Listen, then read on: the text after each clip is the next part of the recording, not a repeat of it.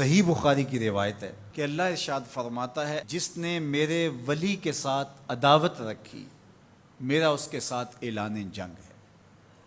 تو پھر کتنا حساس معاملہ ہو گیا جب ولی کی عداوت، ولی کی دشمنی اللہ سے دشمنی قرار پائی کہ اب اس کا میرے ساتھ اعلان جنگ ہے، تو اب پھر ہمارے لیے ضروری ہو گیا کہ ولی کو پہچانے کہ ولی ہے کون، کہیں ہم اس کی مخالفت نہ کر بیٹھیں اور ہم اللہ جل شانہ کے قہر و غضب کا شکار نہ ہو جائیں۔ تو یہاں اسی حدیث میں جو بخاری کی میں نے آپ کے سامنے رکھی کہ میرا بندہ فرائض کی ادائیگی کے بعد کثرت نوافل سے میرا قرب حاصل کر لیتا ہے، پھر آنکھیں اس کی ہوتی ہیں، قوتیں میں ڈال دیتا ہوں، ہاتھ اس کے ہوتے ہیں لیکن پکڑنے کی توانائی خاص اس میں ڈال دی جاتی ہے۔ فَكُنْتُ سَمْعَهُ الَّذِي يَسْمَعُ بِهِ، کان اس کے ہوتے ہیں لیکن وہ میری اس دی ہوئی خاص قوت سے سنتا ہے۔ ہاتھ اس کے ہوتے ہیں لیکن پکڑائی کی قوت خاص طور کے اوپر میں اس میں ڈال دے۔ پاؤں اس کے ہوتے ہیں لیکن وہ میری عطا کردہ خاص قوت سے چلتا ہے۔ آصب بن برخیہ آنے واحد کے اندر تخت بلقیس لے آیا کہ نہ لے آیا؟ قرآن نے بیان کیا ہے نا، آنے واحد میں 1 مہینہ جاتے ہوئے لگتا تھا، 1 مہینہ آتے ہوئے لگتا تھا۔ حضرت سلیمان علیہ السلام نے کہا کہ بلقیس آ رہی ہے، بس وہ شہر سے باہر پہنچ گئی ہے، تو کوئی ہے جو اس کا تخت لے کر آئے، اس کے آنے سے پہلے حاضر کر دے۔ اور وہ تخت مکفل کر کے آئی تھی، 60 ہاتھ چوڑا تھا، 80 ہاتھ لمبا تھا اور کئی ہاتھ موٹا تھا۔ تو کہا کوئی ہے جو اس کے آنے سے پہلے لے آئے؟ قال عفریت من الجن، ایک جن کھڑا ہو گیا، کہا حضور میں لے آتا ہوں۔ کب لاؤ گے؟ کہا کہ مجلس برخاست ہونے سے پہلے پہلے تخت آ جائے گا۔ بڑی بات تھی، لیکن رسول اللہ نے کہا نہیں، مجھے اس سے بھی پہلے چاہیے۔ کیا شان ہے، پیغمبر تھے، کہا مجھے اس سے بھی پہلے چاہیے۔ تو پھر کیا ہوا؟ قرآن پڑھیے، قال الذی عندہ علم من الکتاب، جس کے پاس کتاب اللہ کے علم کا کچھ حصہ تھا۔ زبور ساری کا عالم نہیں تھا، زبور کی کچھ آیتوں کا عالم تھا۔ اس نے کہا انا آتی کا بہ، جی حضور میں لے آتا ہوں۔ یہ تو دوپہر تک لا رہا ہے، تم کب لاؤ گے؟ کہا قبل ان یرتد الیک طرفک، آپ آنکھ بعد میں جھپکیں گے، تخت پہلے پڑا ہوگا۔ یہ قرآن نے کہا ہے نا۔ اور ابھی حضرت سلیمان نے آنکھ جھپکی نہیں تھی تو تخت سامنے پڑا تھا۔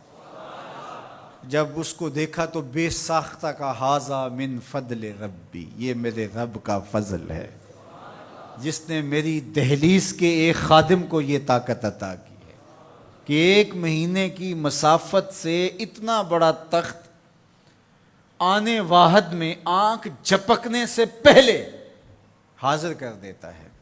آنا آتی کا بے ہی، لفظ سنیے، آنا میں، آتی کا آتا ہوں، بے ہی اس کو ساتھ لے کے، یعنی میں ابھی گیا اور ابھی آیا اور تخت بھی لے آیا، اور وہ وہاں سے غائب بھی دکھائی نہیں دیا اور تخت بھی وہاں موجود تھا۔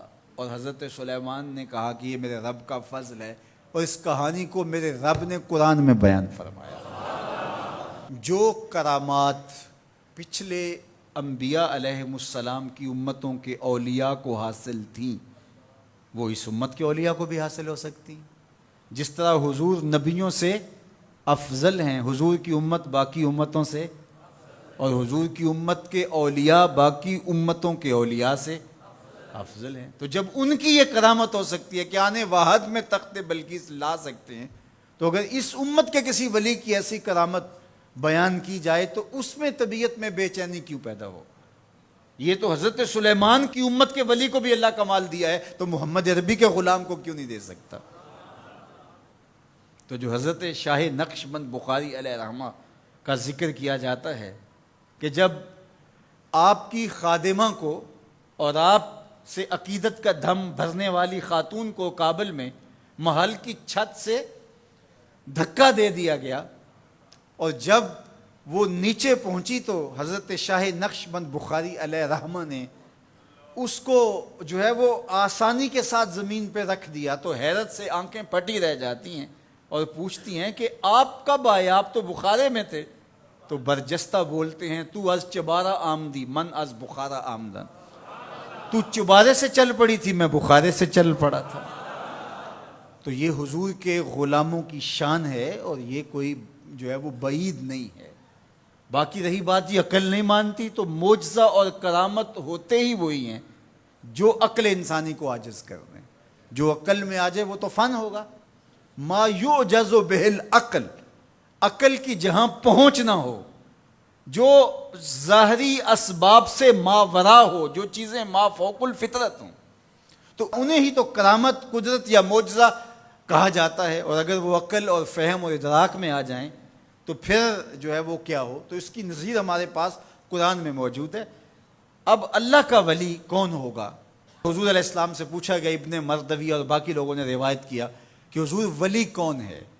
تو حضور علیہ السلام نے ارشاد فرمایا، اذا رؤوا ذکر اللہ، جس کو دیکھو خدا یاد آ جائے، جس کو دیکھنے سے رب یاد آ جائے، جس شخص کی صحبت میں بیٹھ کے رغبت دنیا کم ہو اور رغبت آخرت بڑھ جائے، اس کی صحبت غنیمت سب۔